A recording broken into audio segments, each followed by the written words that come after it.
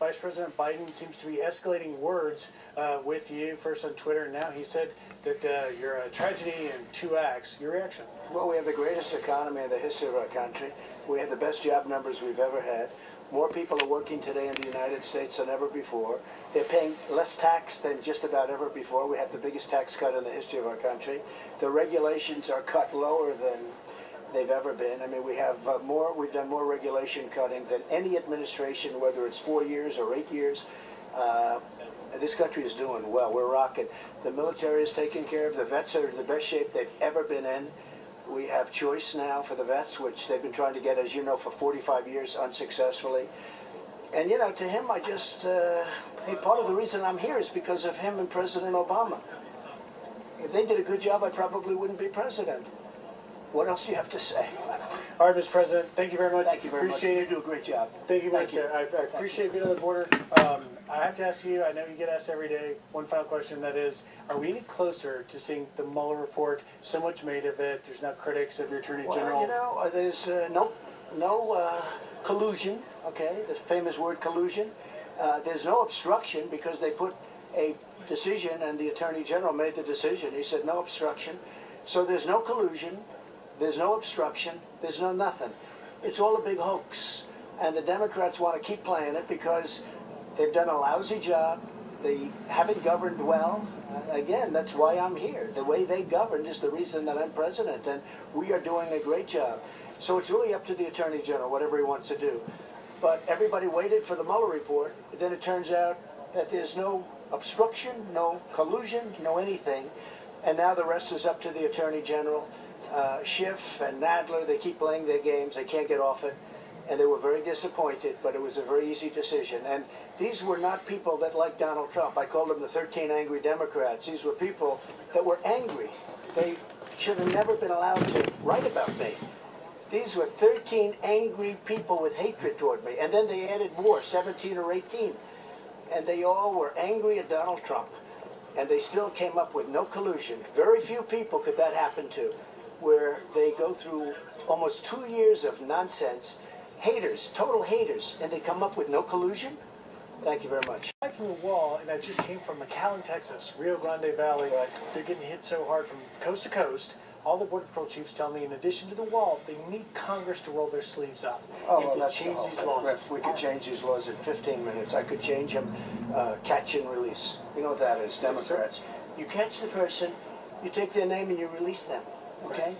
And we're not doing that anymore, and it's just a horrible thing.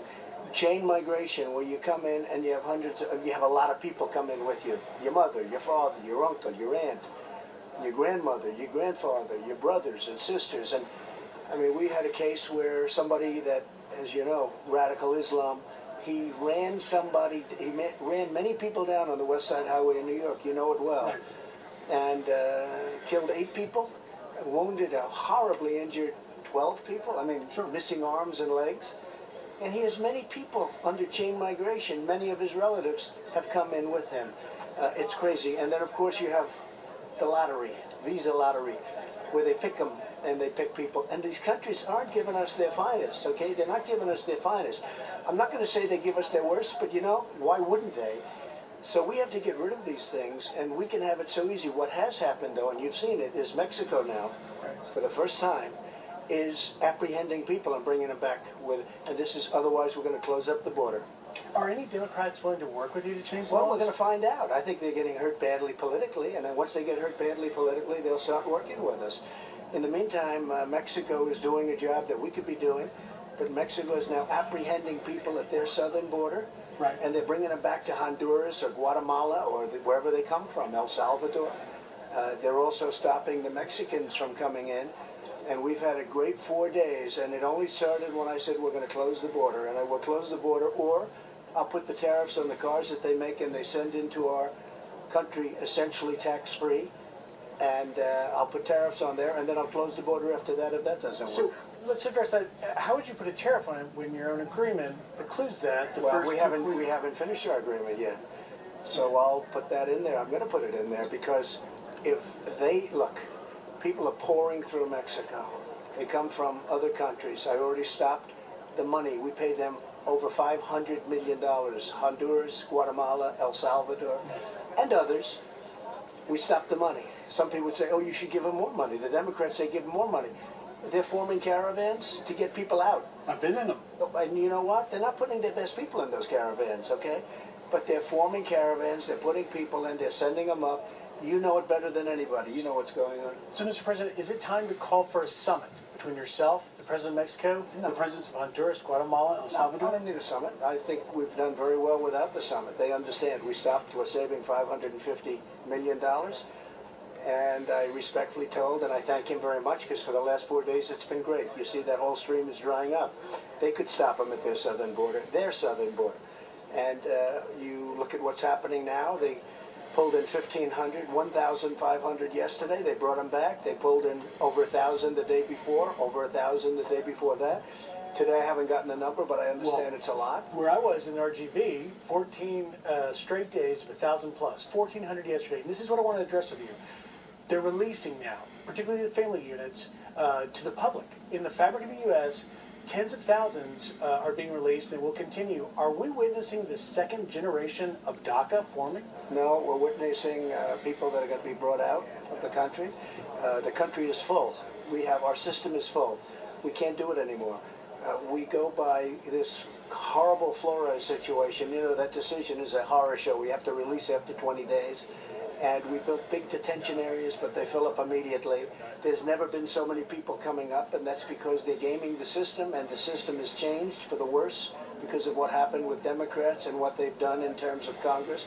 So if we change the laws, it would be very easy. But in the meantime, Mexico, if they stop the people from coming in, we won't have a lot of people coming at the border. News today, your nominee for ICE Director, Ronald Vitiello, 30 years in the job. Why did you withdraw his nomination? Because we may go a different way. We may have to go a very tough way, and we're going to see. And we'll see. Ron's a good guy. I know him well. He's done a good job. But we may just go a different way, a little bit tougher. Tough question for you. Since you've done so much on immigration and made it a central issue, we may end up, by your administration's own projections, upwards of 1 million undocumented immigrants added to the existing population. What does that say about your administration's Well, I handling? think what happened is I've proven to be right. If we were able to build the wall, now I've gotten the money for the wall, and you take a look at this, I hope you're covering it, because we have miles and miles of it being built right now. Hundreds of miles are under construction, and more importantly, they're under contract. I think 157 miles right now is under contract. They're getting ready to start.